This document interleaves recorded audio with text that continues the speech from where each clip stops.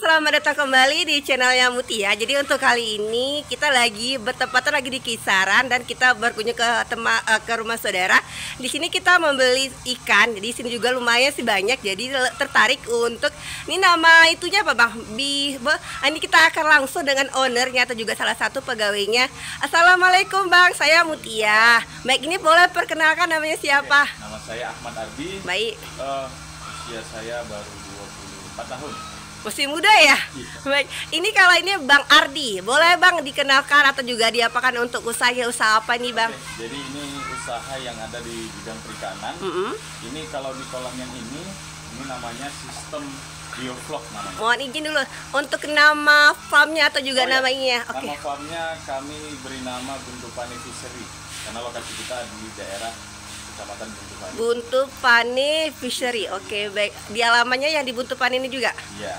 Nggak ada tepatnya gitu. Jadi memang ini tepatnya di Desa Prapajanji, Dusun Satu Antara. Oh baik, jadi ini memang spesial ikan. Baik, kalau untuk ini ada berapa jenis ikan sih yang ada di sini? Kalau di kolam yang sebelah sini kita ada dua jenis ikan, yaitu ikan nila dan ikan bawal. Nila bawal. Ini jumlah kurang lebih untuk ikannya satu kolam ini berapa ini? Kalau per kolam yang ini, petak yang ini ukuran 3 x 3 meter, kita isi 100 ekor per meter kubik. Jadi kalau totalnya dia sekitar 1000 ekor per kolam.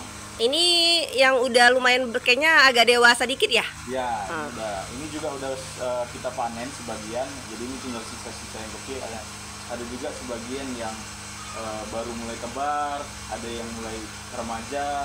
Karena kita sistem di sini tebarnya itu per siklus, artinya kita tanam sesuai 1 atau 2 bulan sekali kita isi benihnya supaya nanti panennya juga berkala, setiap 1 bulan atau 2 bulan kita panen.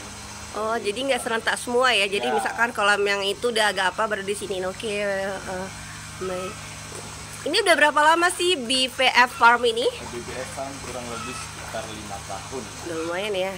Ini udah hampir 5 tahun nih. Jadi tadi nominal istilahnya untuk satu ini tiga jenis ikan ya? Kalau di sini 2 jenis, ini 2 komoditas ikan. Ya tadi. Bioflok. Oh ya, aku baru ingat sih bio apa gitu tadi aku ingat. Ini sistemnya bioflok karena ada ininya. Untuk di sebelah sana juga ada tapi nggak ke sana ya. Ini sebelah sana itu tadi untuk pembibitan ya? Iya, di pembibitan. Di sini kolam pembesaran, ada juga kolam di samping itu pembesaran ikan lele dan gurami. Tapi memang di farm ini kita fokus ke pembesaran ikan nila. Karena ikan nila yang pasarnya lebih kencang dibanding jenis yang lain. Itu salah satunya ya, ikan nila ya. Satu dong nih tipsnya lah untuk ya walaupun masih pemula, untuk yang mau untuk yang minimal untuk di rumahnya di belakang ada tanah kosong lah istilahnya, salah satu tipsnya lah Bang.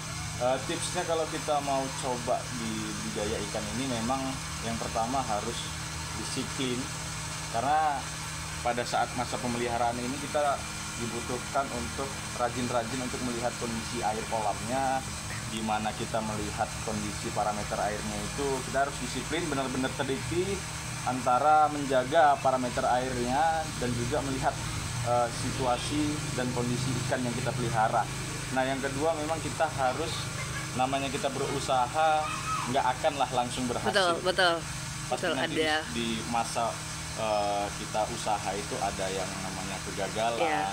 Tapi kegagalan itu justru kalau kita benar-benar mau belajar lagi itu menjadi pelajaran yang berharga. Intinya harus terus belajar sih di ikan ini, dan di bidang yang lain juga begitu sih pastinya. Tadi kalau salah satu deh, ini kualitas air ya. Jadi kalau contoh lah boleh nih, ini kualitas airnya dan saat ini istilahnya kondisinya seperti apa sih Bang untuk istilah air atau ikannya ini? Nah, untuk parameter airnya ini dilihat dari segi apa ini?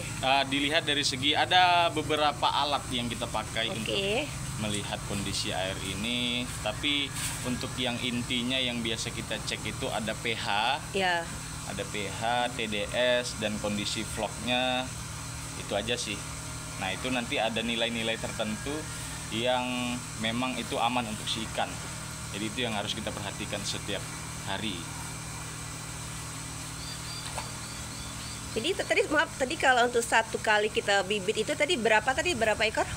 Per kolam. Iya, per kolam. Per Per kolam ada 1000 ekor. 1000 ekor itu nanti tingkat istilahnya ya kita bilang kegagalan itu ada berapa ekor itu? Berapa persen dari yang 1000 itu? Untuk tingkat kegagalannya biasanya itu ada di fase karantina, karena kita sebelum masuk ke sistem bioflok ada namanya sistem karantina terlebih dahulu. Nah di situ biasanya akan ada kematian ikan. Nah untuk rata-rata biasa kalau untuk sekarang ini sekitar 20% lah yang hilang pada saat masa karantina. Selebihnya sesudah kita masuk sistem bioflok, biasanya kalau kita benar-benar disiplin ngecek parameter airnya, dia nggak akan ada masalah lagi. Berarti memang salah satunya itulah ya.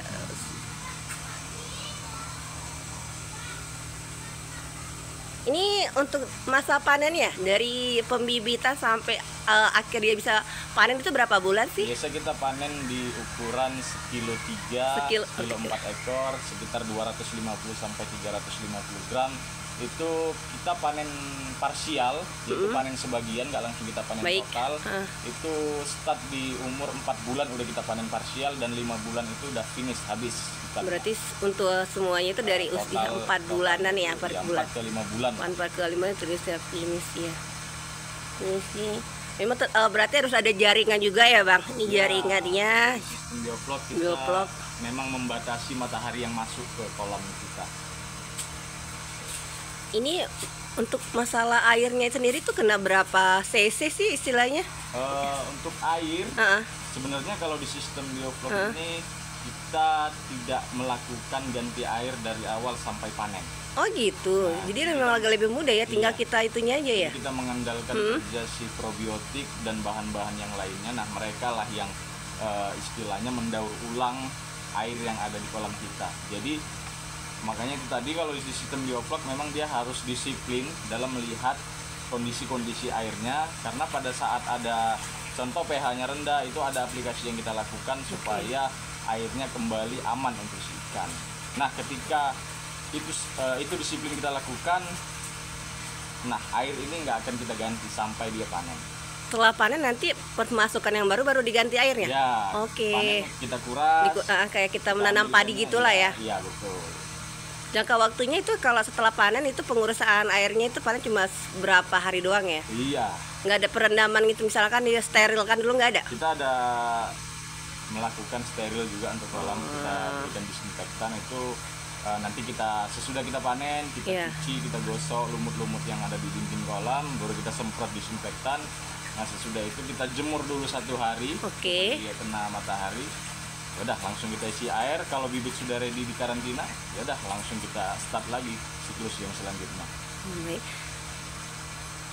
Oke, aduh banyak banget Bang, terima kasih banyak untuk ilmu ilmu dan juga masukannya. Ini kalau teman-teman ini boleh nggak ini berkunjung atau pastinya membeli, ini adanya di BPF Farm. Untuk ini nomor WA-nya ini ya, yang 0822 itu. Iya, 87336086. Untuk Facebooknya juga ada Buntu Pane Fishery.